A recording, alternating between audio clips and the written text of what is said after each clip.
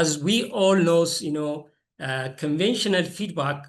is a one-way correction in which a teacher often focus on, providing specific error correction without involving students to voice what the feedback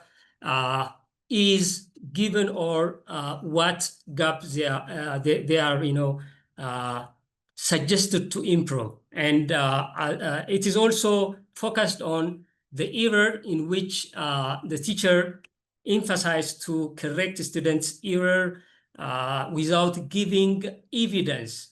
And it's also often teacher-driven because teacher is an authoritative person to control all feedback information given to the students, and the students are not given an opportunity to have a say on the feedback they've received. And it's also often considered as a vague praise like great, good job, excellent.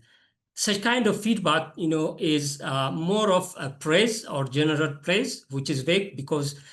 in such feedback, teachers do not show or give specific information for the students so that students can see the gaps and the strengths so that they can have the chance to improve in the future. At the end of such characteristics, students in conventional feedback stay a passive receipt of information because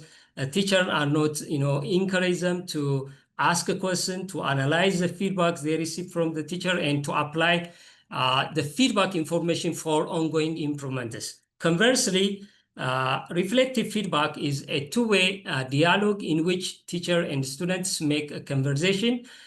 in which students have also an opportunity to ask questions, to reflect about the feedback they receive, and can have a say to share their experience as well. And it is also a learning focus because reflective feedback as language is, by its very nature, a process-oriented process, a learning focused feedback can facilitate such kind of learning. And teacher and students are also shared responsibility in which teachers take a responsibility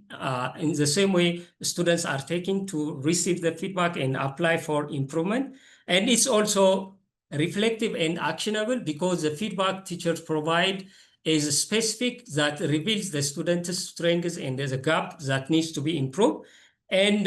in reflective feedback, students are more of active participants or engage actively in asking questions, analyzing the feedback they received, and apply the feedback in the learning process to change their performance progress.